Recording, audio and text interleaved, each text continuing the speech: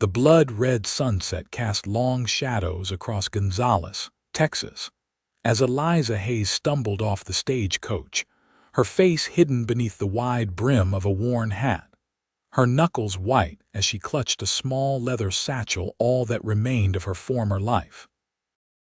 The year was 1875, and like many who found their way to this dusty corner of the frontier, Eliza had come to disappear. The main street of Gonzales wasn't much to speak of, a collection of wooden buildings, most weathered by the harsh Texas sun, with the occasional brick structure suggesting permanence amid the transient nature of frontier life. Eliza's boots kicked up dust as she made her way toward the boarding house at the far end of town, her eyes darting nervously at each face she passed. "Madam, you need help with that bag," a voice called out, causing her to flinch and quicken her pace. "No, thank you," she replied without turning, her voice barely audible above the ambient sounds of horses, spurs, and conversation that filled the street. The boarding house looked respectable enough, with fresh paint and curtains in the windows. Eliza approached the door, taking a deep breath before stepping inside. The interior was clean and modestly furnished, smelling of soap and beeswax. An older woman with steel-gray hair pulled into a severe bun glanced up from behind a small desk. "Can I help you, dear?" "I need a room," Eliza said softly, "for an extended stay." The woman gave her an appraising look. "We don't usually take single ladies without references." Eliza reached into her pocket and placed several gold coins on the counter. "Will this suffice as a reference?" "I'm a quiet tenant and I can sew. I noticed your sign says you're looking for help." The older woman's eyebrows raised slightly at the gold coins. "I'm Martha Wilkins. This is my establishment." She studied Eliza's face, noting the shadows beneath her eyes and the tension in her shoulders. "What brings you to Gonzales, if you don't mind my asking?" "A fresh start," Eliza replied, the standard answer of those running from something. Martha nodded slowly. "Room at the top of the stairs, last door on the left. Breakfast at 7, dinner at 6. No men in the rooms, no spirits, no trouble. Break my rules and you're out, gold coins or no." "Understood, Mrs. Wilkins." "Miss Wilkins," the woman corrected. "Never did see the need for a husband." Eliza gave her a small smile, the first genuine one she'd managed in weeks.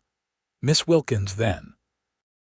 The room was small but clean, with a narrow bed, a washstand, and a chair by the window that overlooked the main street. Eliza set her satchel down and sank onto the bed, her shoulders sagging with exhaustion. She'd been traveling for days, changing stage coaches frequently, taking roundabout routes, looking over her shoulder at every stop. She pulled out a small mirror from her bag and examined her reflection. The woman who stared back was a stranger, her once vibrant auburn hair now dull and limp, her green eyes shadowed with fatigue and fear. At 23, she looked years older than she had just months ago. Eliza tucked the mirror away and pulled out her most treasured possession, a small daguerreotype of her parents, both long dead. Her fingers traced their faces as tears welled in her eyes.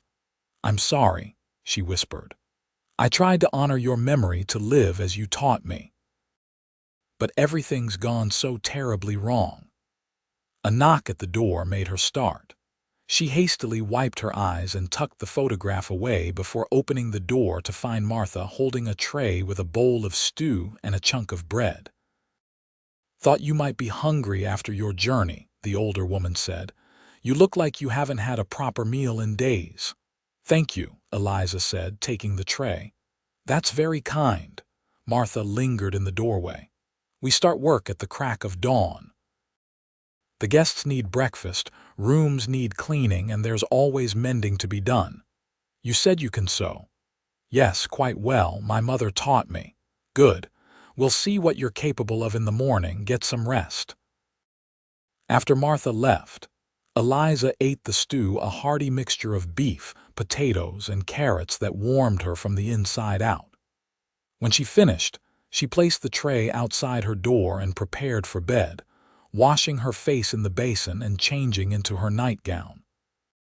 Sleep came fitfully, haunted by dreams of gunshots, shouting, and the face of a man who had once promised her the world, only to reveal a monster behind his charming smile. The following weeks established a routine. Eliza rose before dawn, helped prepare breakfast for the boarders, cleaned rooms, and spent her afternoons mending linens and clothing. Martha soon discovered that Eliza's skills with a needle were exceptional and began charging the townsfolk for her services, sharing the proceeds fairly. Eliza preferred it this way. Busy hands left little time for a troubled mind to wander. She kept to herself, speaking only when necessary, her eyes always lowered when she ventured out to deliver mended garments or purchase supplies. She avoided the saloon and stayed away from the livery stable where cowboys and ranch hands gathered. Her caution didn't go unnoticed. In a small town like Gonzales, newcomers were subjected to scrutiny and speculation, especially those who kept to themselves. "That new girl at Wilkins' place," said Joseph Turner, the town's barber, as he trimmed Sheriff Wilson's beard. "Keeps her head down like she's afraid someone might recognize her." "Probably just shy," the sheriff replied, though his eyes reflected a lawman's natural suspicion. "Martha says she's a hard worker, keeps to herself. No trouble so far. Pretty thing, though," Turner continued. "Shame she hides away like that. Half the unmarried men in town have noticed, even if she doesn't want to be noticed." Among those who had indeed noticed was Ethan Vance, foreman of the Double R Ranch, whose property bordered Gonzales to the north. At 30, Ethan had spent over a decade building a reputation as a fair but unyielding leader of men, a skilled horseman, and a straight shooter in both the literal and figurative sense. He came to town every other Saturday for supplies, mail, and occasionally a drink at the saloon, though he rarely indulged to excess. It was on one such Saturday, nearly 2 months after Eliza's arrival, that their paths finally crossed.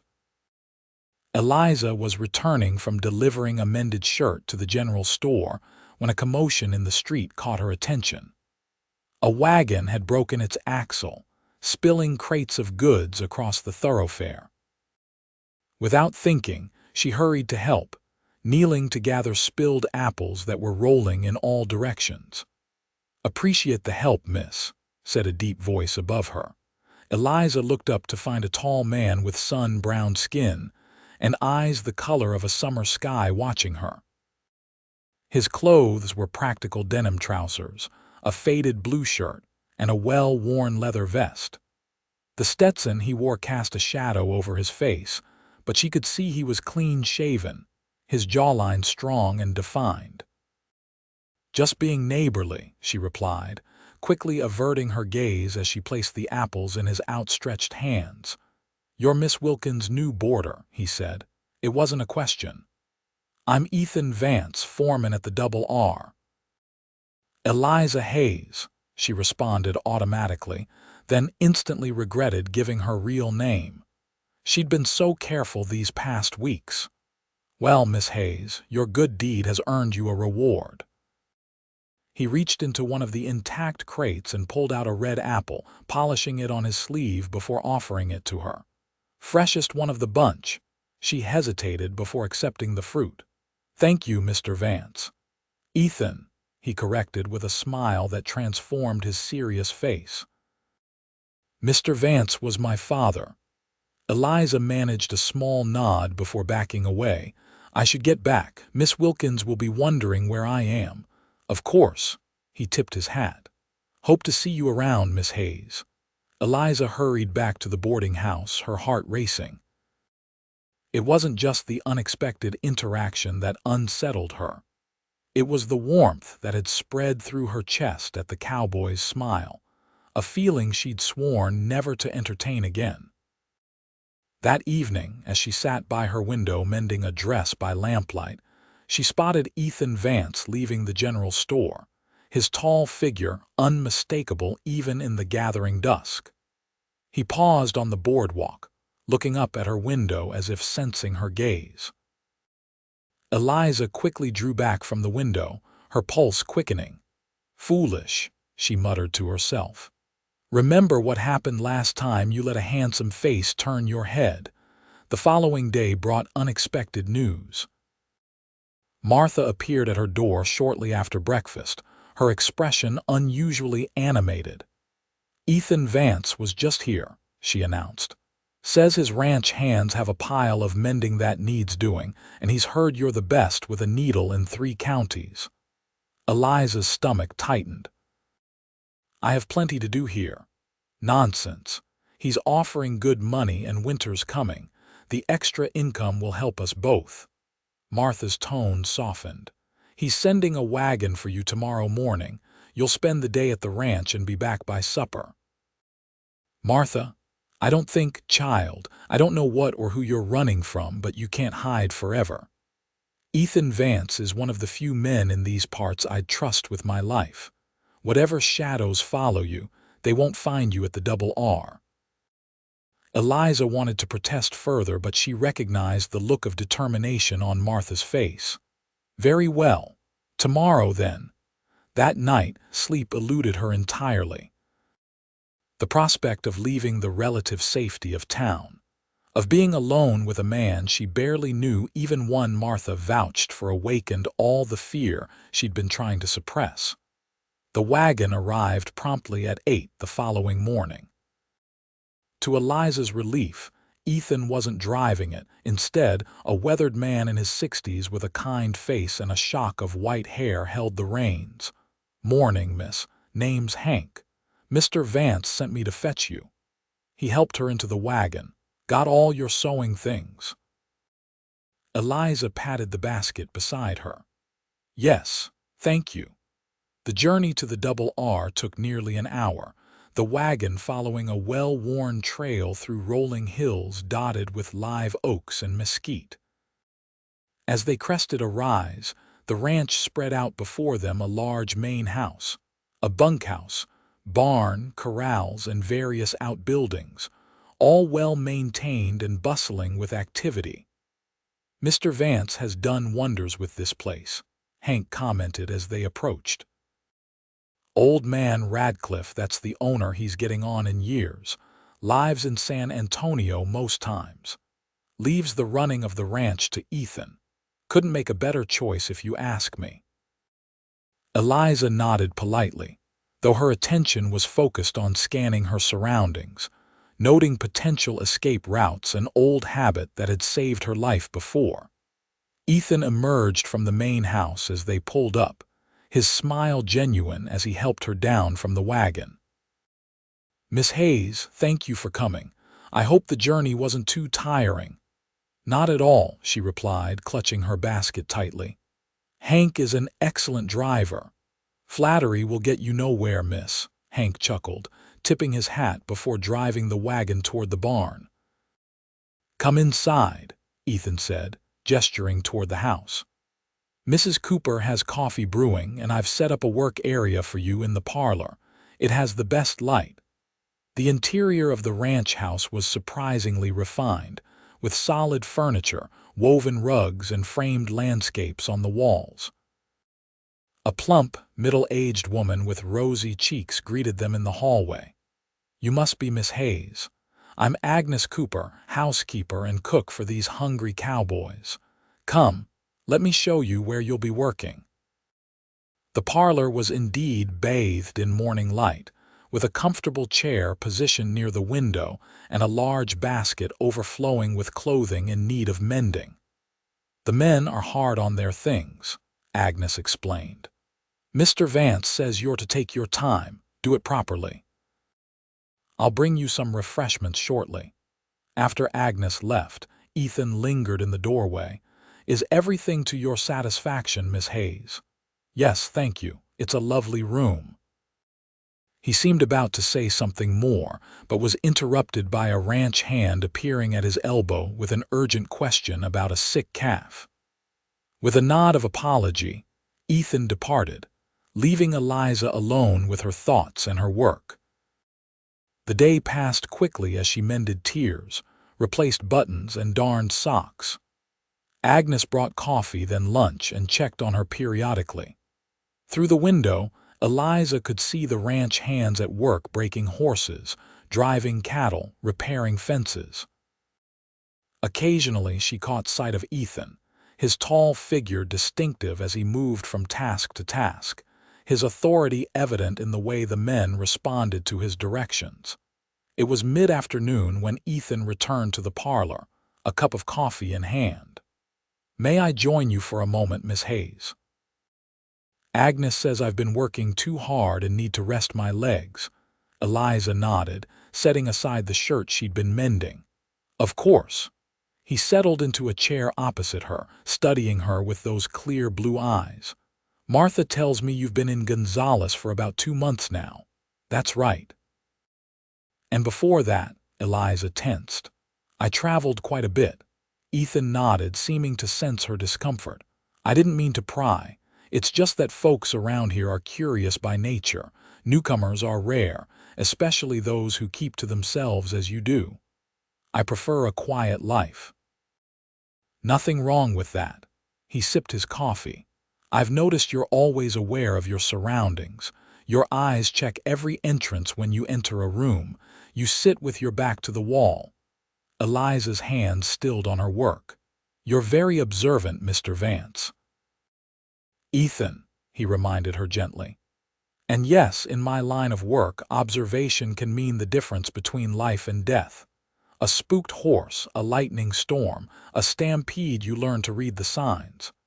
"And what signs do you read in me?" she asked, unable to keep a defensive edge from her voice.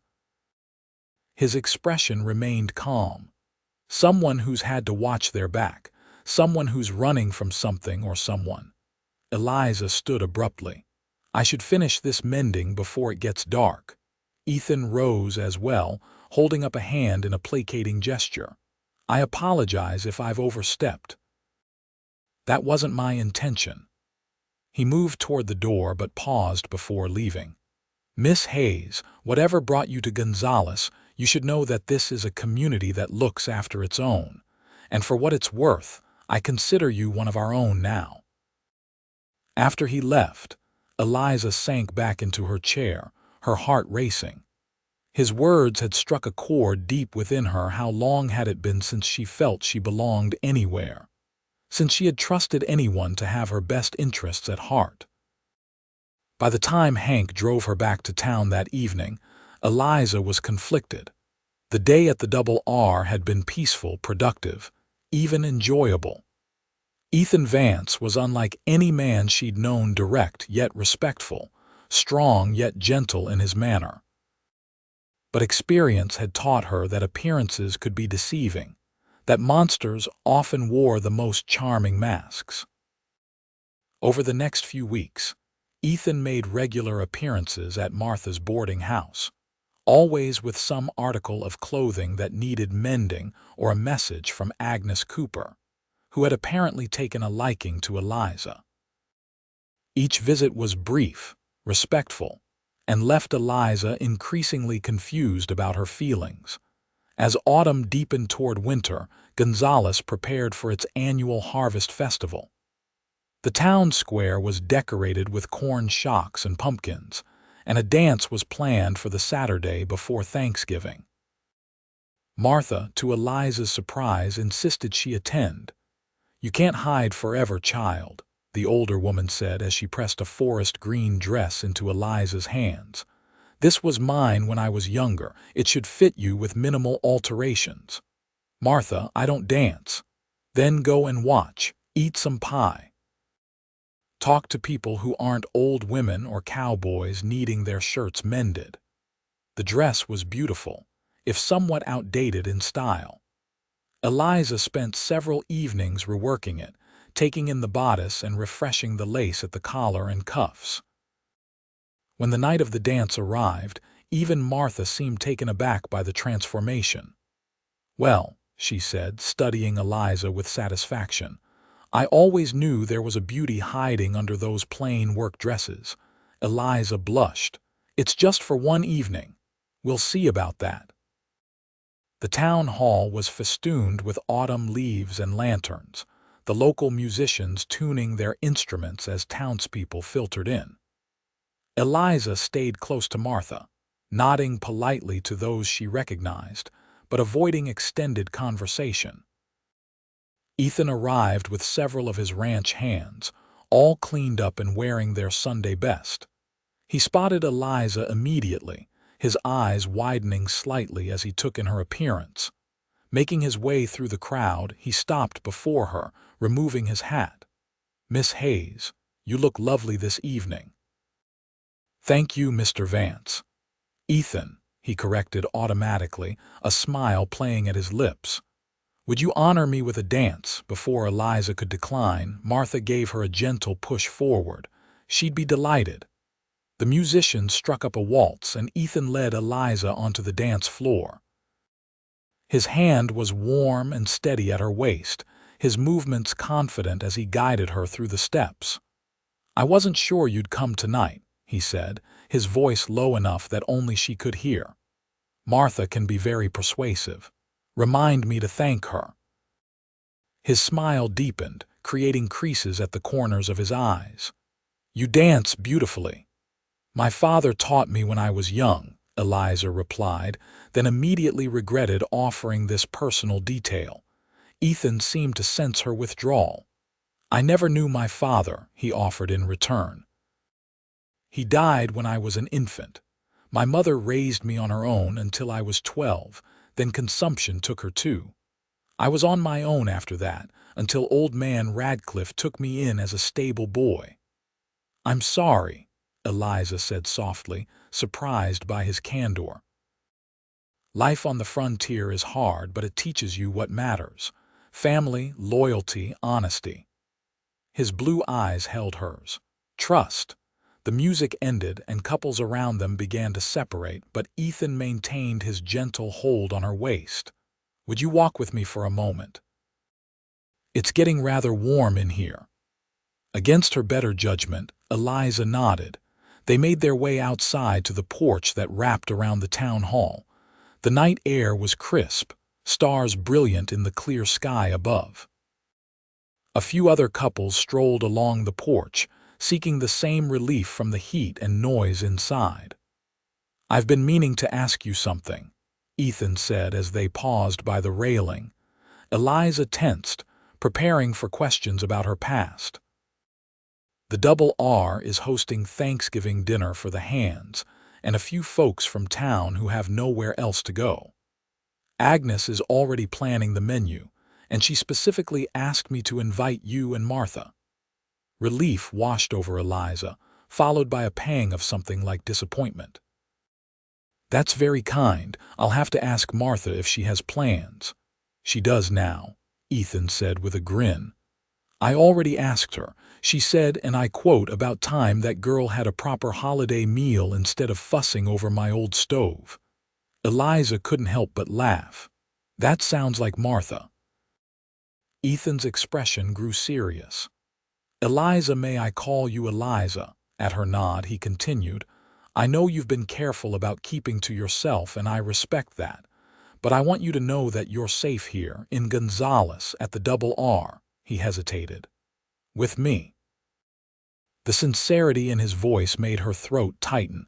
How she wanted to believe him, to trust that safety was possible again. "Ethan." A commotion from the street interrupted her. A group of riders had arrived, their horses lathered from hard riding. One dismounted and staggered toward the town hall, his voice raised. "Where's the sheriff?" "We need the sheriff." Ethan immediately moved toward the steps, Eliza following. Sheriff Wilson emerged from the hall, pushing through the crowd. "What's all this, Jenkins?" The man was breathless, his face ashen in the lamplight. "Stagecoach was robbed about 10 miles east of town. Drivers dead, passengers robbed. One lady shot but still alive. Doc Barrett's looking after her at his place right now. A murmur ran through the crowd. Stagecoach robberies weren't uncommon, but murder changed the complexion entirely. How many men? The sheriff demanded. 3, maybe 4. Wearing bandanas over their faces. One had a scar across his cheek, visible above the bandana. Eliza felt the blood drain from her face. A scarred cheek. It couldn't be. Did they say anything? Give any names? Her voice rang out clear and sharp, drawing surprised looks from those around her. Jenkins turned toward her, squinting in the dim light. One did, called the leader Blackwell or something like that. The world seemed to tilt beneath Eliza's feet. Blackwell, here in Texas. The very name she'd been fleeing for months. Ethan noticed her distress immediately, stepping closer. Eliza, what is it? She couldn't speak, couldn't breathe. Memories flooded back, gunshots, screams, blood on polished wood floors. She stumbled backward, away from the crowd, away from Ethan's concerned gaze. I need to go, she whispered, gathering her skirts and fleeing into the darkness, deaf to Ethan's calls behind her. Eliza ran all the way back to the boarding house, her mind racing faster than her feet. Blackwell was here, or at least nearby. Had he tracked her to Gonzales? Did he know she was here? She needed to leave immediately. Bursting into her room, she pulled her satchel from under the bed and began throwing her meager belongings into it. Her hands shook so violently she could barely manage the clasps. A knock at her door made her freeze. Eliza, Martha's voice. Child, are you in there? What happened? Eliza opened the door a crack, her face pale. I need to leave, Martha. Tonight. Martha pushed the door open wider, her expression alarmed as she took in the half-packed satchel. Because of what that man said about the stagecoach robbery. What does that have to do with you? I can't explain. It's not safe for me or for anyone around me. Nonsense. You sit down right now and tell me what's going on. Martha's tone brooked no argument. Ethan Vance is downstairs, worried sick about you running off like that. Ethan is here. Panic rose in Eliza's throat. Yes, and he's not leaving until he knows you're all right. Martha's eyes softened. That man cares for you, Eliza. More than cares, if I'm any judge of such things. Whatever you're running from, don't you think it's time to let someone help you carry the burden? Tears welled in Eliza's eyes. You don't understand what he's capable of. Who, dear? Who are you so afraid of? Alexander Blackwell. The name felt like poison on her tongue. My former fiancé. Martha's eyes widened. The man they mentioned from the stagecoach robbery. Eliza nodded miserably. He's found me, again. A gentle knock on the open door drew their attention. Ethan stood in the hallway, his face grave. Eliza, I don't mean to intrude, but I need to make sure you're safe. Martha looked between them, then made a decision. I'll make some coffee. This sounds like a conversation that needs privacy. She squeezed Eliza's hand before leaving, closing the door behind her. Ethan remained by the door, respecting Eliza's space. I heard what you said, he admitted quietly, about Blackwell being your former fiancé. Eliza sank onto the edge of her bed, suddenly too exhausted to maintain her guard. Yes. Ethan moved closer, cautiously taking the chair by the window. Will you tell me what happened? What brought you here, running from this man? Something in his steady gaze, in the genuine concern etched into his features, broke down the last of Eliza's resistance. For months, she had carried her secret alone, the weight of it crushing her spirit a little more each day. I met Alexander Blackwell in St. Louis, she began, her voice barely above a whisper. My parents died when I was 18, leaving me their small mercantile business. Alexander was a customer, charming, well-spoken, seemingly successful in his investments. He courted me for nearly a year before proposing. Ethan listened intently, his face revealing nothing but attentiveness. At first, everything was perfect. He helped with the store, introduced me to his business associates. We were to be married this past spring. Eliza's hands twisted in her lap. Then I began to notice discrepancies in the store accounts, money missing, inventory that didn't match our sales. When I confronted Alexander, he laughed it off, said I was being paranoid.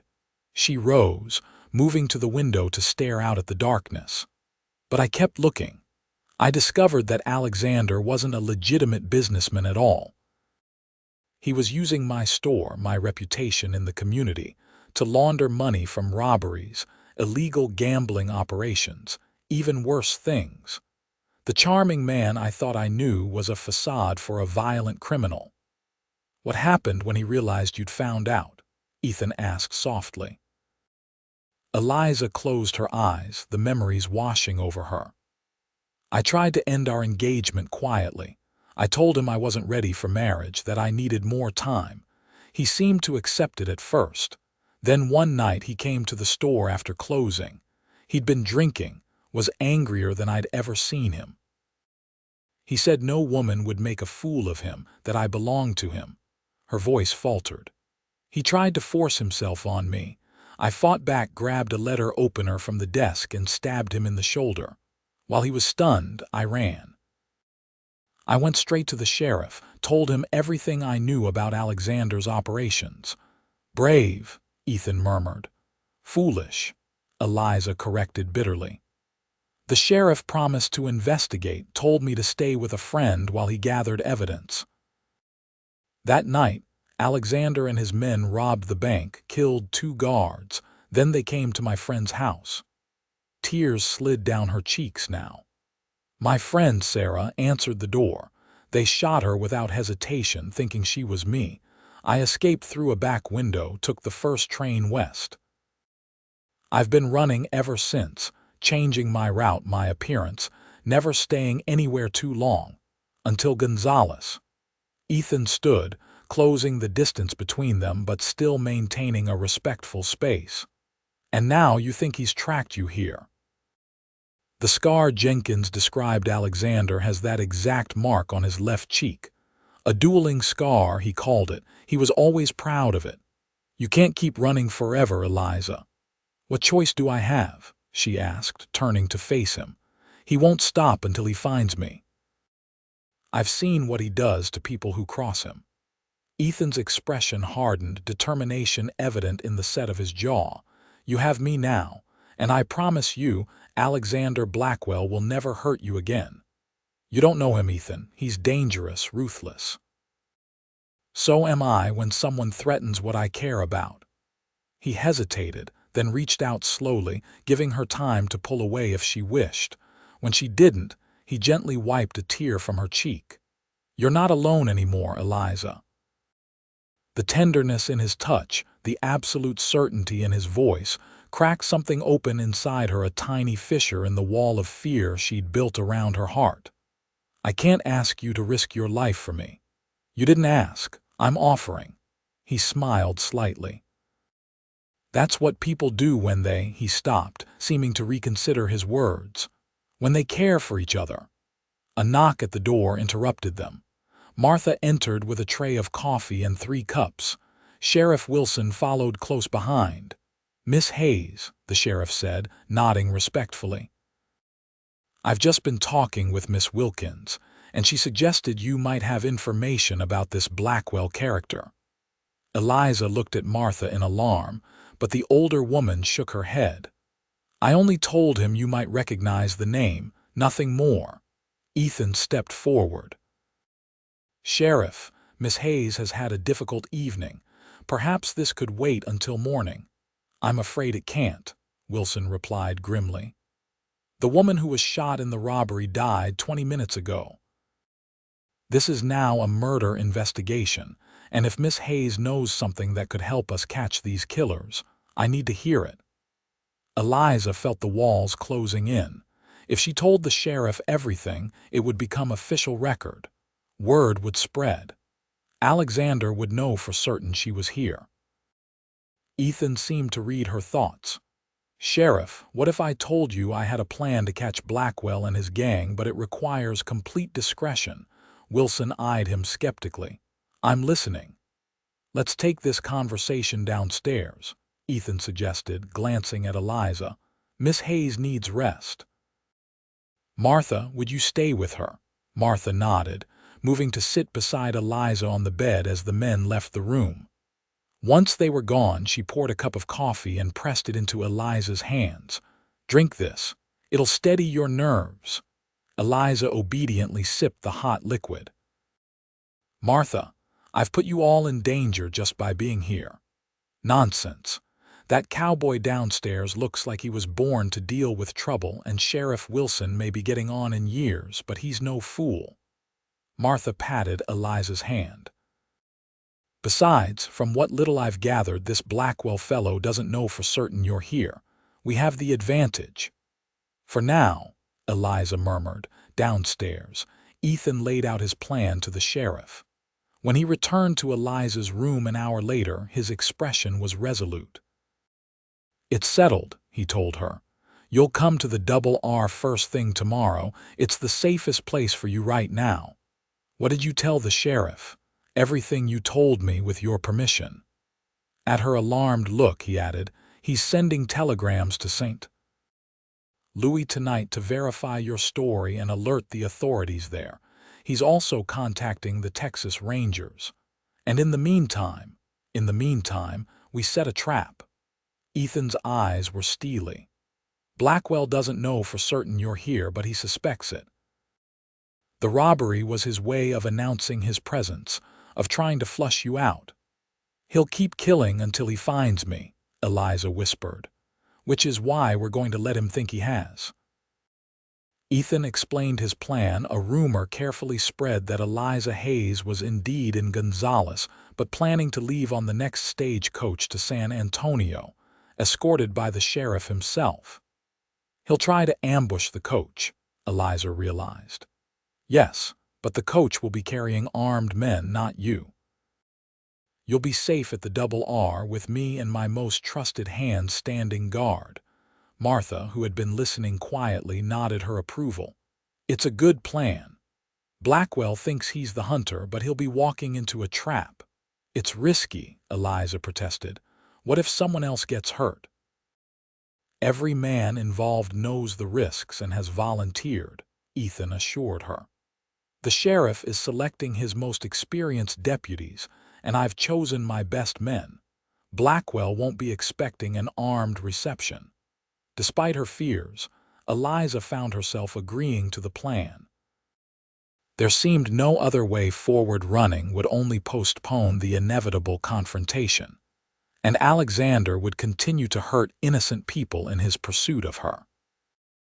That night, as Martha slept in a chair by her bed, insisting on staying with her despite Eliza's protests, Eliza stared at the ceiling, replaying Ethan's words in her mind.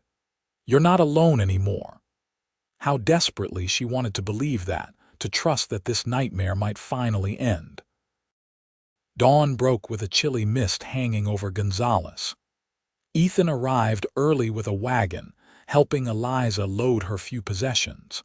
Martha embraced her tightly before they departed. "You come back to us safe and sound, you hear?" the older woman said, her voice thick with emotion. "You've become like a daughter to me these past months." Eliza felt tears sting her eyes. "Thank you for everything, Martha. I don't know what I would have done without you." The journey to the Double R was tense, with both Eliza and Ethan scanning the landscape continuously for signs of danger. Ethan had brought 2 armed ranch hands as escorts, men he introduced as Samuel and Tom, both former soldiers with steady hands and sharp eyes. At the ranch, Agnes Cooper had prepared a room for Eliza in the main house, adjacent to her own quarters. The housekeeper's normally cheerful face was solemn as she showed Eliza the room. "Mr. Vance has explained the situation to me," she said quietly. "I want you to know that every person on this ranch stands ready to protect you." "Thank you, Agnes." Eliza set her satchel on the bed. I don't know how I can ever repay such kindness. Just seeing you and Mr. Vance stop dancing around each other would be payment enough," Agnes replied with a hint of her usual spirit. "That man has been smitten since the first day you mended his shirt." Eliza blushed. "Agnes, you hardly think he could care for you that way." The older woman snorted. "Child, I've known Ethan Vance for 15 years. Never seen him look at any woman the way he looks at you." Before Eliza could respond, a knock came at the open door. Ethan stood there, his expression unreadable.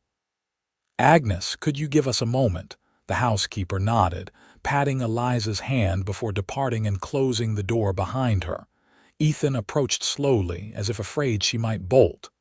"I've just received word from Sheriff Wilson. The stage leaves for San Antonio tomorrow at noon. Word has been carefully spread that you'll be on it." "So soon?" Eliza's heart raced. "It's better this way.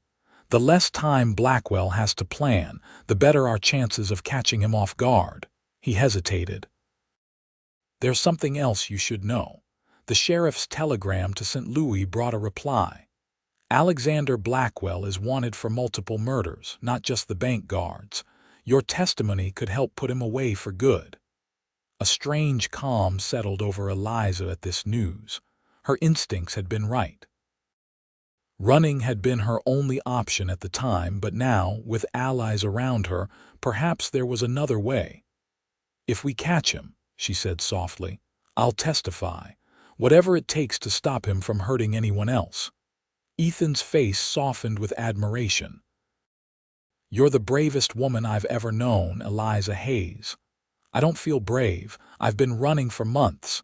You survived. You protected yourself when no one else would. That takes courage." He moved closer, taking her hands in his. "When this is over, when Blackwell is behind bars where he belongs, I hope you'll consider staying in Gonzales, making a life here." The warmth in his eyes left no doubt about his meaning. "Ethan, you don't have to answer now," he said quickly. "There's time after." She squeezed his hands. "After," she agreed. The day passed with excruciating slowness. Eliza tried to keep busy, helping Agnes with household tasks, but her mind kept returning to the danger that awaited the following day. Would Alexander take the bait? Would the sheriff's men be able to subdue him without casualties? What if the plan failed and Alexander escaped, only to come looking for her at the Double R? As evening fell, Ethan gathered his trusted men in the main house, reviewing the security arrangements one final time. The ranch was as secure as they could make it, armed men posted at strategic points, horses saddled and ready in case a quick escape became necessary. A signal system established to raise the alarm at the first sign of trouble. After the meeting, Ethan found Eliza in the kitchen where she sat with Agnes, mechanically peeling potatoes for the evening meal. "Everything's in place," he told her. "You're as safe here as you can possibly be." Agnes rose, wiping her hands on her apron. "I'll just check on that bread in the oven," she said, tactfully leaving them alone. "I keep thinking about the woman who died," Eliza said once Agnes had gone. "She was innocent, just in the wrong place at the wrong time, like Sarah." Her voice broke on her friend's name.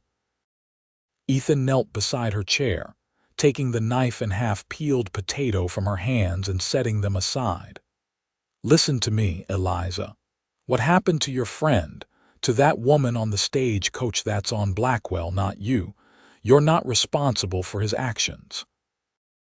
But if you hadn't run, you might be dead too." His voice was firm but gentle. "You did what you had to do to survive. There's no shame in that." He reached up to tuck a strand of hair behind her ear, his fingers lingering against her cheek. "When I first saw you in town, looking over your shoulder at every shadow, I knew you were carrying a heavy burden. I wanted to help you then, but I didn't know how. Now I do." Impulsively, Eliza leaned forward and pressed her lips to his. The kiss was brief, a whisper of contact, but it sent warmth coursing through her veins. When she pulled back, Ethan's eyes were wide with surprise, then darkened with an emotion that made her breath catch. "I've wanted to do that for weeks," she admitted softly. "So have I." His smile was tender as he rose to his feet, offering his hand to help her up. "And I plan to do it again, many times, once this is over." That night, despite the danger looming on the horizon, Eliza slept more peacefully than she had in months, comforted by the knowledge that she was no longer alone in her fight. Dawn brought a light rain, unusual for the season. Ethan saw it as a good omen. The mist would provide additional cover for the sheriff's men as they positioned themselves along the stage route. "I'm riding into town to coordinate with Wilson," he told Eliza over breakfast. "Agnes will stay with you, and Samuel and Tom are just outside. No one gets in or out of this house without my say-so." "Be careful," Eliza said, unable to shake a growing sense of foreboding. Ethan squeezed her hand. "I will. And by this time tomorrow, Alexander Blackwell will be in custody and this nightmare will be over." After he left, Eliza tried to occupy herself with helping Agnes around the house, but her nerves were too raw for menial tasks. Eventually, she retreated to the parlor with her sewing basket, finding some comfort in the repetitive motion of needle and thread. It was approaching noon when she heard hoofbeats in the yard. Rising to look out the window, she expected to see Ethan returning. Instead, she saw a group of riders, 4 men, their faces obscured by bandanas, approaching the house with weapons drawn. Fear froze her in place for a precious second before instinct took over. "Agnes," she called out, moving away from the window. "Men coming armed." Agnes appeared in the doorway, her face pale. "The signal horn, we need to warn the men in the fields." But before either woman could move, the front door burst open. 2 men entered, guns raised. Behind them came a third, taller figure whose presence seemed to suck all the air from the room. Even with the bandana covering his face, Eliza would have recognized Alexander Blackwell anywhere. The scar on his cheek, visible above the cloth, the cold blue eyes that had once charmed her, the way he carried himself with absolute confidence, these were imprinted on her memory. "Hello, Eliza," he said, his voice smooth as silk. "Did you really think a few hundred miles would be enough to escape me?" Agnes moved to stand in front of Eliza protectively. "You're not welcome here. The ranch hands will be here any minute." "Your ranch hands are otherwise occupied," Alexander replied dismissively. "A small fire in the south pasture has drawn their attention." He turned to one of his men. "Secure the old woman in the kitchen. I want a private conversation with my fiancé." "I am not your fiancé," Eliza said, her voice steadier than she felt. "Not anymore."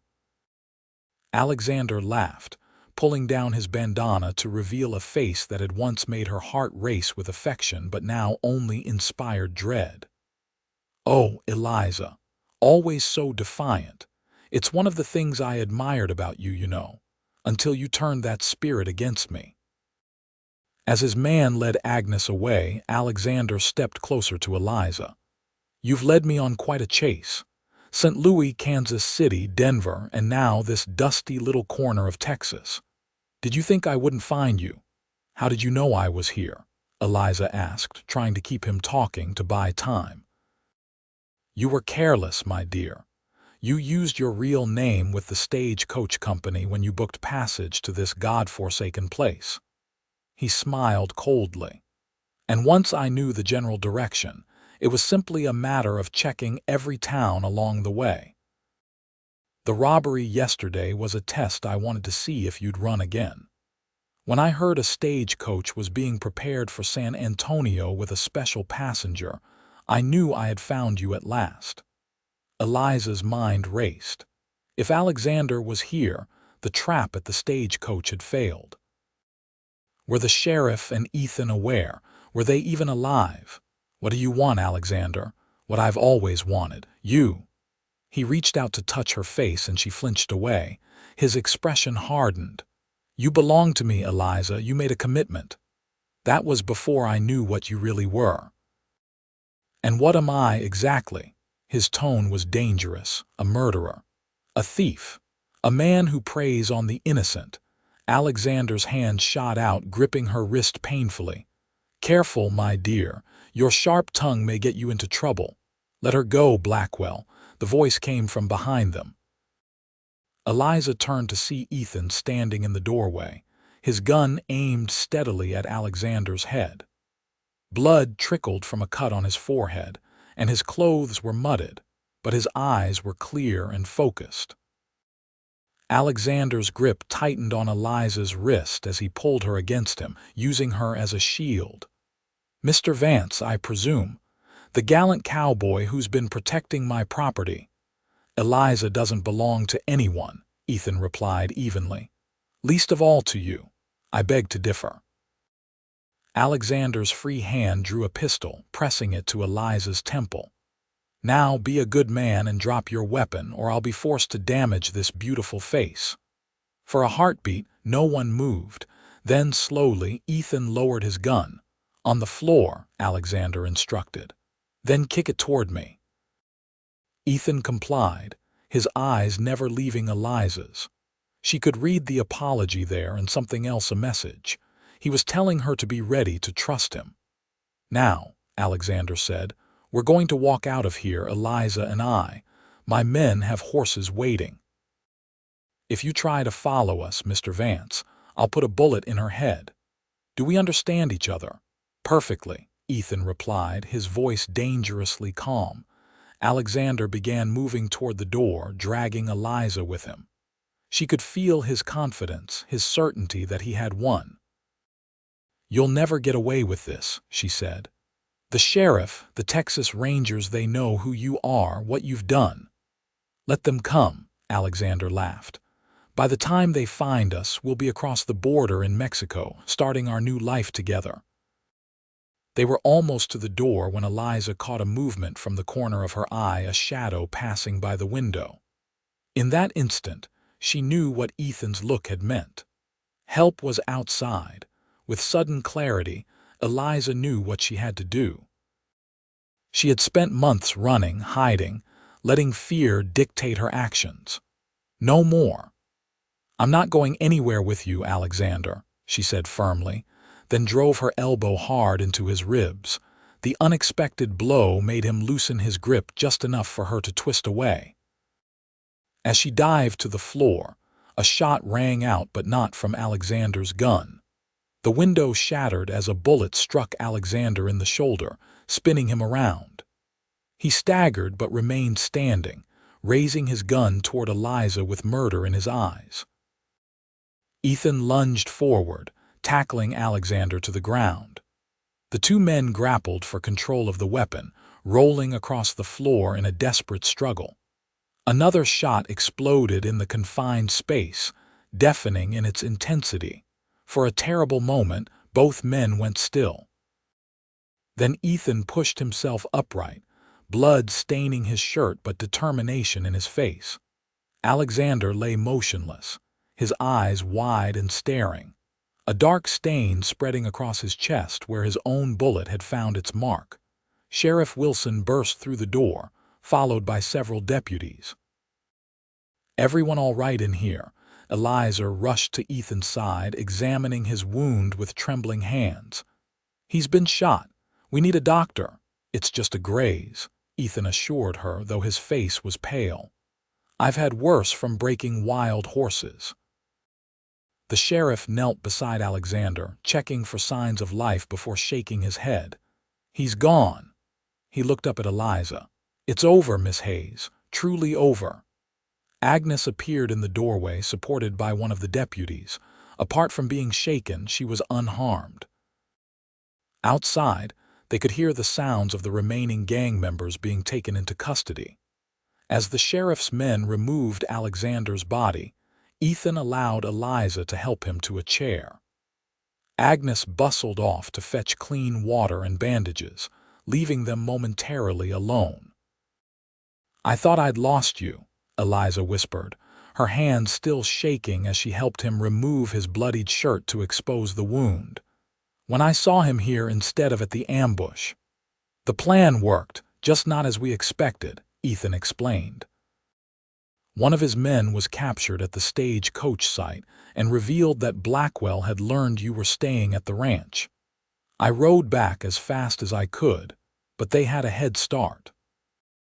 The wound, as he'd claimed, was not serious, a deep graze along his side that had bled profusely, but wouldn't be life-threatening if properly treated. "I never meant for you to be in danger," Eliza said, carefully cleaning the wound. "All this time I've been running to protect others from being hurt because of me, and yet here you are, bleeding." Ethan caught her hand, stilling her movements. "Eliza, look at me." When she raised her eyes to his, he continued, "I chose this. I chose you, and I'd do it again without hesitation." Her breath caught at the intensity in his gaze. "Why? You hardly know me." "I know enough," he said simply. "I know you're brave and kind with a strength that amazes me. I know that despite everything you've endured, you still care deeply for others. And I know that from the moment I met you, I couldn't imagine my life without you in it." Tears welled in Eliza's eyes. "But my past is just that, past." He reached up to cup her cheek. "You're safe to tell it now, all of it, whenever you're ready. But know this: nothing you say will change how I feel about you." In that moment, with Alexander's shadow finally lifted, Eliza felt a weight she'd carried for so long begin to dissolve. "I think I'm falling in love with you, Ethan Vance." His smile was brilliant despite his pain. "That's fortunate, because I'm already in love with you, Eliza Hayes."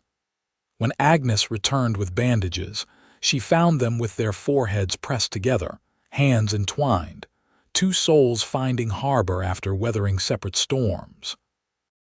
The aftermath of the confrontation at the Double R rippled outward through Gonzales and beyond. Alexander Blackwell's death and the capture of his gang made headlines as far away as St. Louis, where authorities confirmed that Eliza's testimony about his criminal activities had been accurate and understated, if anything. The full extent of his operations, from bank robbery to extortion to murder, was only now coming to light. For Eliza, the weeks following were a time of healing and adjustment. The nightmares that had plagued her for months gradually receded. She moved back to Martha's boarding house temporarily, while Ethan recovered from his wound. Though she spent most days at the Double R, helping Agnes and keeping Ethan company as he chafed against the doctor's orders to rest. It was during one such afternoon, as they sat on the ranch house porch watching the sunset paint the Texas sky in shades of gold and crimson, that Ethan broached a subject they'd both been circling. "I've been thinking," he said, his hand finding hers as naturally as breathing, "about what happens next, for us." Eliza felt her heart quicken. "Have you, MMM?"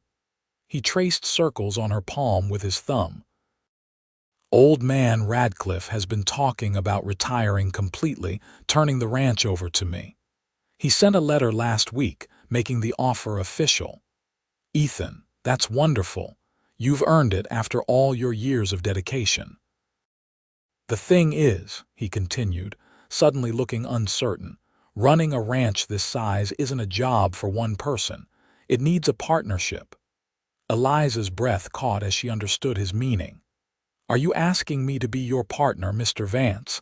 A smile tugged at his lips. "In every sense of the word, Miss Hayes." He shifted to face her more directly. "I know it might seem sudden, and if you need time—" "I don't," she interrupted softly. "Need time, that is." Hope flared in his eyes. "No, Ethan, for months I couldn't imagine a future at all. Just survival, one day at a time." She squeezed his hand.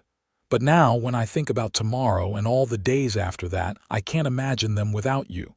He leaned forward, brushing his lips against hers in a tender kiss. "Is that a yes?" "That depends on whether you've actually asked me a question," she teased. With a soft laugh, Ethan slid from his chair to one knee before her, still holding her hand. "Eliza Hayes, will you marry me? Be my wife, my partner, the mother of my children. Share this life with me here at the Double R." Tears of joy spilled down her cheeks as she nodded. "Yes, Ethan. Yes to all of it." They were married on a crisp December morning with Martha, Agnes, and the entire Double R staff in attendance, along with what seemed like half of Gonzales. Eliza wore a gown of ivory silk that Agnes and Martha had collaborated on in secret, with pearls that had once belonged to Ethan's mother adorning her throat. As they exchanged vows in the small church, Eliza felt a sense of coming home not to a place, but to a person. Ethan's steady presence, his unwavering belief in her, had given her the courage to reclaim her life, to stop running and start building. The reception was held at the Double R, the main house and yard transformed with lanterns, garlands of evergreen, and tables laden with food. As twilight deepened into evening, Ethan led Eliza away from the celebration to a quiet spot beneath an ancient oak tree. "Happy?" he asked, his arms encircling her waist. "More than I ever thought possible," she replied, reaching up to trace the line of his jaw. "Sometimes I'm afraid I'll wake up and discover this has all been a dream." "Not a dream," he assured her, pressing a kiss to her forehead. "Just the beginning of our story." "Our story," she repeated, savoring the words. "I like the sound of that. So do I." He held her closer, his voice dropping to a whisper. "And I plan to make it a long one, Mrs. Vance." The spring of 1876 brought new life to the Double R. The winter rains had yielded to sunshine, painting the rolling hills in vibrant greens and wildflowers. The cattle were fat, the crops promising, and Eliza's garden behind the main house was bursting with vegetables and herbs. But the most precious new life was cradled in Eliza's arms as she sat on the porch, watching Ethan return from the north pasture. Their daughter, Rose Martha Vance, born just 3 weeks earlier, slept peacefully, untroubled by the Texas heat or the distant lowing of cattle. Ethan dismounted, handing the reins to one of the hands before striding toward the house, his face breaking into a smile at the sight of his wife and child. In that moment, Eliza's heart swelled with a happiness so complete it brought tears to her eyes. This was the life she had once thought forever beyond her reach: a loving husband, a child of her own, a home filled with warmth and laughter. The shadows of her past had not disappeared entirely, such things never do, but they had faded to the point where she could go days, sometimes weeks, without thinking of Alexander Blackwell or the terror of those months on the run. As Ethan climbed the steps and bent to kiss her, then gently stroked his daughter's cheek with a calloused finger, Eliza knew with absolute certainty that she had found not just safety, but belonging. Here, on this ranch, with this man, she could finally speak her past without fear, knowing that it was just that, the past. The future, bright with promise, was theirs to write together.